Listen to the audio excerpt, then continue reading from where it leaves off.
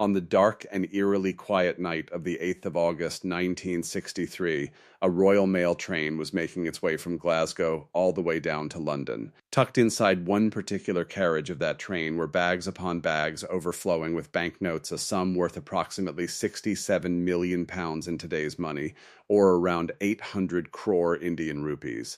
The man behind the controls that night was train driver Jack Mills. He was pushing the engine hard through the pitch-black darkness, completely unaware of what lay ahead on the tracks. Then suddenly, without any warning whatsoever, the red light of a signal blazed to life at a crossing along the route. For Jack Mills, this was deeply abnormal. A red signal at this particular crossing at this particular hour simply made no sense at all. But a driver follows the signals.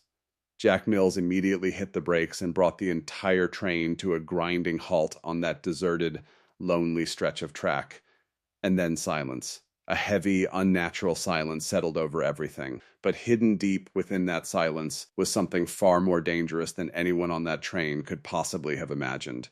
Concealed in the darkness was a master plan, a meticulously crafted, brilliantly coordinated scheme that was about to go down in history as the greatest robbery of the entire 20th century. The Great Train Robbery, a crime so daring, so carefully executed, that the train itself was essentially stolen right from under the nose of the British government.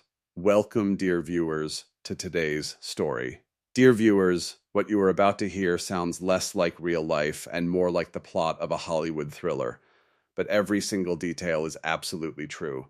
In real life, a determined gang of criminals carried out a heist so full of suspense and precision that it left the entire world in complete shock. They looted hundreds of thousands of pounds from a British government mail train, and remarkably, they did it all without firing a single bullet. Not one shot was fired.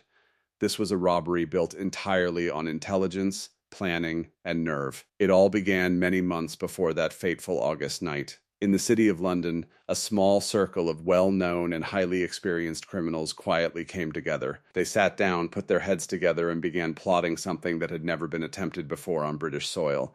The mastermind behind the entire operation was a man named Bruce Reynolds, a sharp, calculating criminal with a reputation for bold ideas. Reynolds, along with a handful of trusted associates, began carefully constructing what would become one of the most audacious heists in British criminal history, and the foundation of that plan rested on a very dangerous secret. Reynolds had obtained highly sensitive, classified information about the operations of Royal Mail Britain's National Postal Service. This secret had not come to him by accident. It had been deliberately passed to him by a senior security officer working within Royal Mail itself. To this day, the identity of that insider remains completely unknown.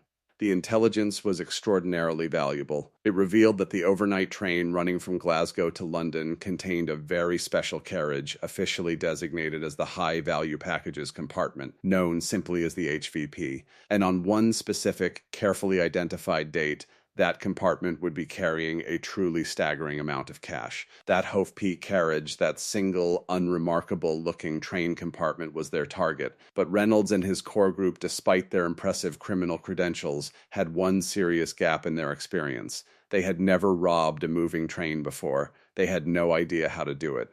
So Reynolds reached out to another well-established London criminal gang who did have that specific expertise. These were hardened, experienced men who had pulled off train-related crimes before. They were known on the street as the South Coast Raiders, a gang with a fearsome reputation and exactly the kind of knowledge Reynolds needed. Slowly but surely, the team grew. New members were brought in with different skills drivers, lookouts, muscle, and technical experts. By the time the plan was fully formed, more than 15 individuals were involved in the operation. They came from different parts of London's criminal underworld, united by one shared goal. Their collective decision was firm and non-negotiable. They would rob the government mail train without using a single firearm, no guns, no shootings. This was to be a crime of brains over brute force.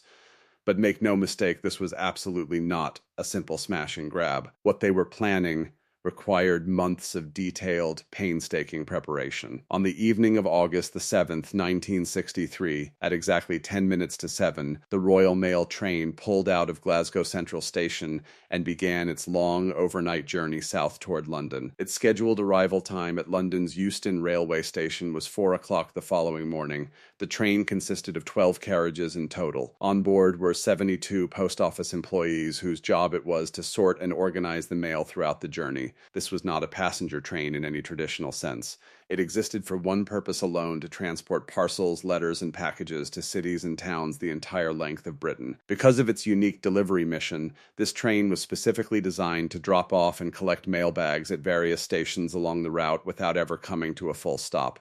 When approaching a station, the train would slow just enough for the operation to work. Local post office staff on the platform would hang outgoing mail bags on specially designed elevated racks positioned beside the track. As the train glided slowly past, staff members inside the carriages would use long-handled nets to catch and pull in the incoming bags. Simultaneously, bags destined for that particular station would be pushed out of the moving train and onto the platform. It was an impressive, well-rehearsed system, and it meant the train almost never had to stop. Now, crucially, the specific carriage the robbers had targeted, the high-value packages compartment, was not yet even attached to the train when it left Glasgow. It was sitting safely on a siding at Nen Valley railway station, waiting to be added to the consist further along the route.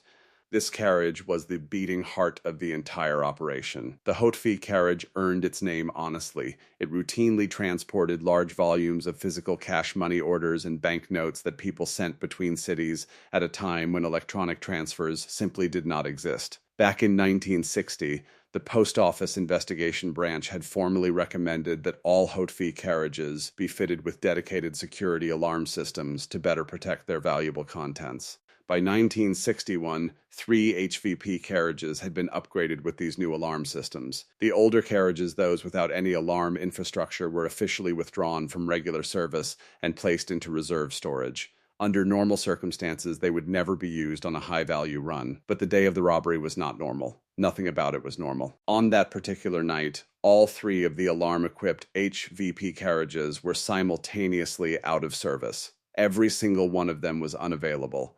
And so railway operations had no choice but to reach into the reserve and pull out one of the old unprotected carriages, carriage number M30241M, a compartment with absolutely no security system whatsoever. This was not a coincidence the robbers had stumbled upon by luck. This was precisely the kind of insider intelligence their Royal Mail contact had provided. They had known this was coming. They had planned around it. The absence of that alarm system was one of the critical pillars on which the entire robbery rested. When the overnight train from Glasgow rolled into Nen Valley railway station, railway staff duly attached the unprotected HVP carriage and positioned it directly behind the engine's second in the line of carriages. The robbers, watching and waiting, had just received confirmation of their first key intelligence tip.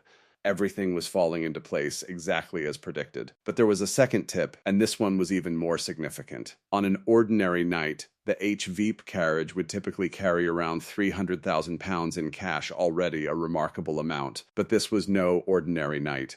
Because the previous week had included a bank holiday weekend, cash had been building up in the system for days. On this particular run, the carriage was carrying approximately £3 million, 10 times the normal amount. That was tip number 2. Think about what that means. On this one specific night, 12 times the usual amount of cash was sitting in a carriage with no security alarm on a train traveling through the dark English countryside in the middle of the night. For anyone else, that might have seemed like an extraordinary coincidence. For the robbers, it was the culmination of months of patient, precise planning finally coming together perfectly. The train departed Nen Valley Station with its precious, unprotected cargo. Night had fully descended across the English countryside. Behind the controls, 58-year-old Jack Mills drove steadily through the darkness, completely unaware that more than 15 men were at that very moment crouching silently in the bushes alongside the railway track just a few miles ahead of him. Their planning was absolutely perfect. Their timing was exact. At approximately 3 o'clock in the morning on August the 8th, 1963, one member of the gang crept forward to the signal post at Sears Crossing. Working quickly and quietly in the darkness, he carefully covered the green signal light by wedging a thick leather glove directly in front of it. He then connected a battery to the red light circuit, bringing the red signal blazing to life. Then he melted back into the shadows, and the entire gang waited in absolute silence for the train to arrive. Jack Mills saw the red light at Sears Crossing and was immediately puzzled. This crossing was not a scheduled stop. Royal Mail trains were almost never halted here. Something felt wrong. But the rules were the rules. A red signal meant stop. Mills applied the brakes and brought the train to a complete halt directly at the signal. The countryside fell completely quiet around him. The assistant driver, referred to in railway terminology as the second man, stepped down from the cab to investigate. His first instinct was to use the line-side telephone mounted near the signal post to contact the signal operator and find out what was happening. He picked up the receiver and found nothing but silence. The telephone line had been cleanly cut, exactly as the robbers had planned. The second man turned to head back toward the engine, but before he could take more than a few steps, figures emerged from the darkness on both sides of the track. The robbers were on him in seconds, overpowering him before he could raise any alarm. Simultaneously, another group of gang members swarmed up both sides of the locomotive and forced their way into the cab where Jack Mills was seated. Mills fought back. He was not a man who gave up easily, but the robbers had come prepared. One of them swung an iron kosh and struck Jack Mills hard across the head. The driver crumpled in his seat, losing consciousness immediately. It was a brutal moment in an otherwise clinical operation, and it was one the gang had hoped to avoid. But Mills had given them no choice.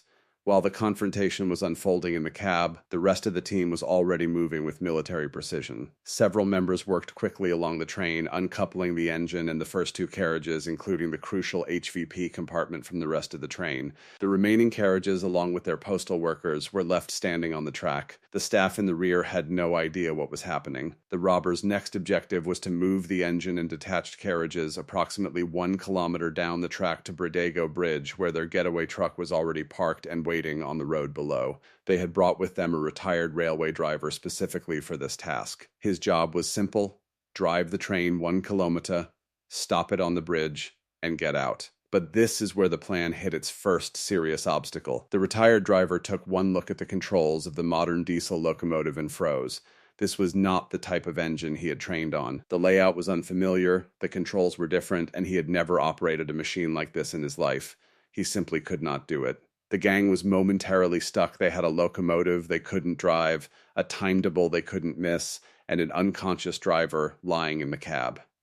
They had no real choice. They revived Jack Mills as best they could, sat him back in the driver's seat, and made it absolutely clear that he had to drive that train 1 more kilometer. Mills, groggy and badly injured, complied. Slowly, the engine and its 2 detached carriages rumbled back into motion and came to a stop precisely on Bradego Bridge, exactly where the robbers needed it. Bradego Bridge was the perfect spot.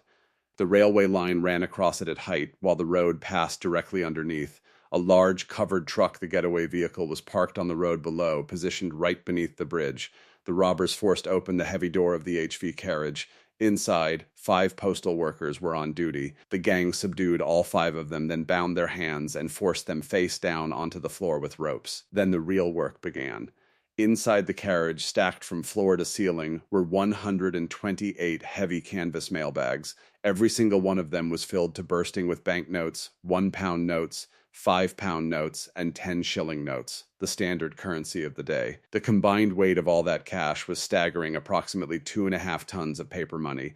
According to the plan, the gang had allocated themselves a maximum of 15 minutes to complete the transfer and be gone. They could not afford to linger. Police response times were unpredictable, and every extra second on that bridge was a second of risk. So they did what they had rehearsed. They formed a human chain stretching from the carriage door, across the bridge parapet, and down to the waiting truck below. Working with extraordinary speed and discipline, they passed the heavy bags hand to hand, one after another, loading them rapidly into the truck. In a matter of minutes, 120 bags had been transferred. The final 8 bags had to be abandoned. Time had simply run out. But 120 bags of cash was already an almost incomprehensible haul. The plan had worked almost perfectly. Almost. Because in the final moments before they fled, one member of the gang made what seemed like a trivial remark. He leaned back into the carriage where the 5 bound postal workers were lying on the floor and told them firmly, "Do not attempt to move or raise any alarm for the next 30 minutes. If you do, you will regret it." It seemed like a small thing. It would prove to be anything but. The gang loaded into their vehicles and pulled away from Bradego Bridge. They had an Austin Lodestar truck carrying all the cash and 2 Land Rovers for the gang members. To confuse any witnesses who might spot them on the road, both Land Rovers had been fitted with identical false number plates BMG 757. After roughly 45 minutes.